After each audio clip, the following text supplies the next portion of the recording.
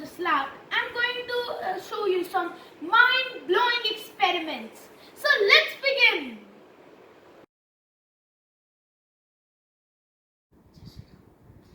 Good morning all. Our first experiment is based on Archimedes principle. Our objective to prove the Archimedes principle of relative density. Stuff needed. I'm using a colored water. You can use plain water.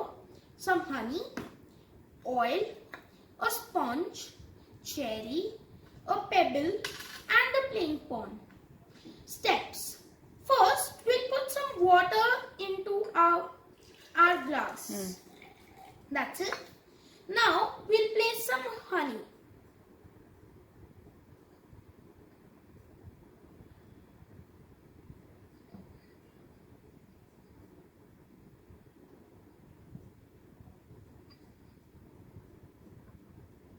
That's good. Last but not least, we put oil.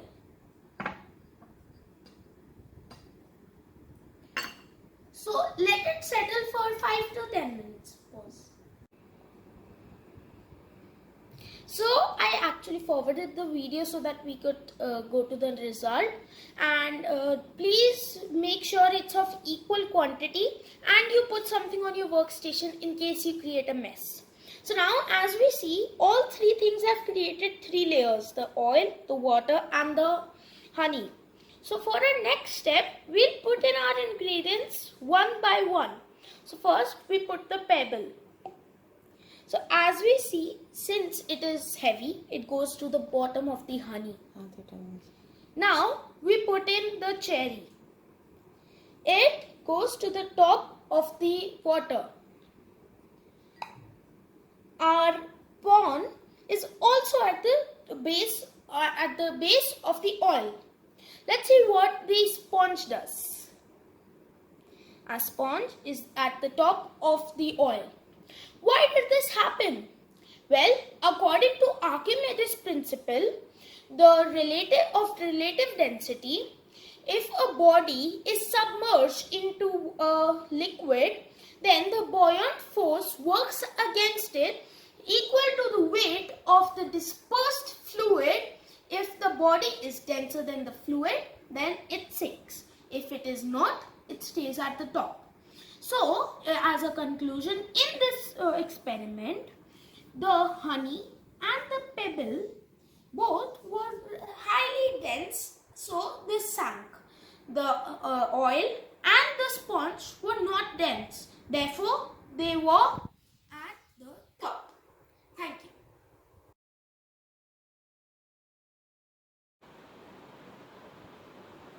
So our second experiment is an erupting volcano. So cool and so easy, right?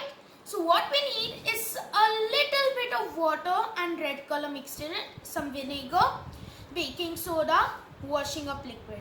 So I'm using test tubes. You can straight away use a normal way. So here is our baking soda. We will put all our baking soda into the fake volcano. So I'm using a plastic one which comes in kits. You can even make it out of dough. So for our next step, we are going to take some red colored water and we are going to use a dropper to drop it into the baking soda. Not much, or else it will be a disaster. For our third step, we are going to take vinegar and put all of it slowly into this. So before that, let's mix it. And if you want a very good effect, before vinegar, add some washing liquid. Just a small drop. So give it another mix. And now our vinegar. Watch it flow.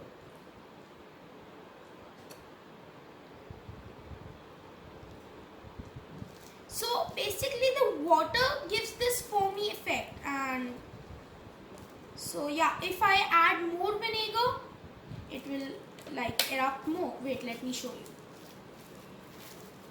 See, here's our vinegar, and I'm just adding a bit more, and see this. So please put a tray in before your volcano so to prevent a mess like the one I just created in the tray, luckily. So why does it happen? Well, when the red lava is actually produced because of the chemical reaction in the vinegar and the baking soda, because of which CO2, also known as carbon dioxide, is produced.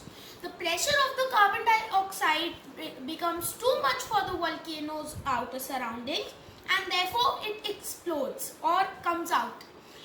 Did you know the actual volcano is somewhat related to this? The pressure of the magma inside actually becomes so much that it comes out.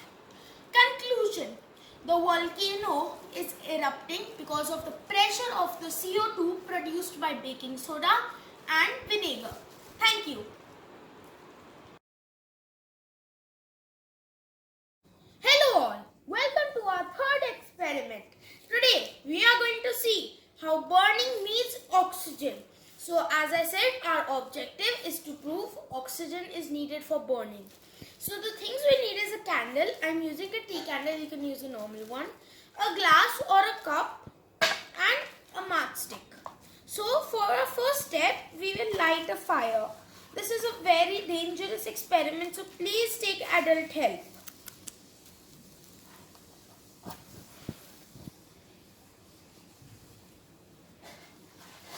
So now let's let it burn for a minute. So as you see, the atmosphere has oxygen, so it is burning. Now we will cover it with the glass. So let's wait for a minute or two. As we see, it is getting dim and slowly it will burn out. So it's getting dimmer and it has burnt itself out. Why does this happen? Well, it happens because a fire needs O2 to burn, which is also known as oxygen. And when we cover it with a glass, the only thing left inside is CO2, carbon dioxide, because all the oxygen is used. And so the fire burns out. So conclusion, flame needs O2 to burn. Thank you.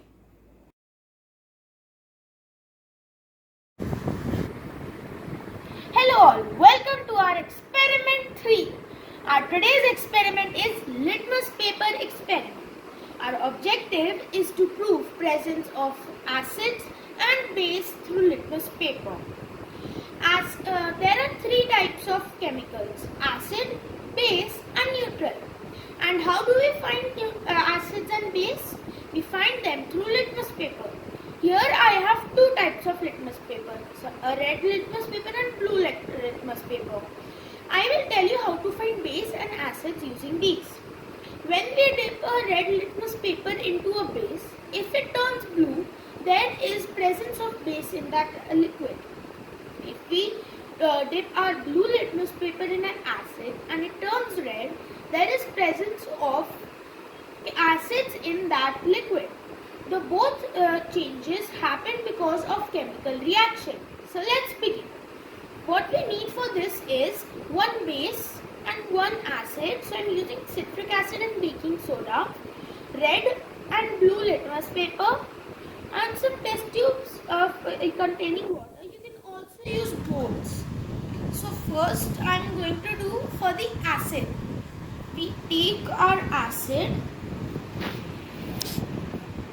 and we drop some into our test tube. That is good. So we'll just give it a slight mix.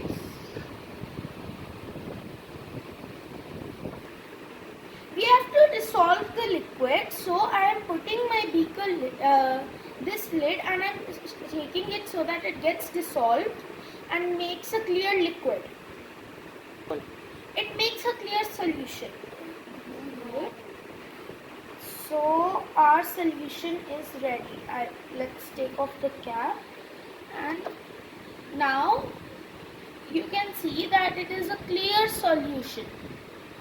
So you just keep this here, and now we will take out one strip of litmus paper, blue litmus paper. So here is my strip of blue litmus paper. Let's just check if it's not. Yeah, okay, so it's one, and now we'll be dipping it into our solution. And as you can see, because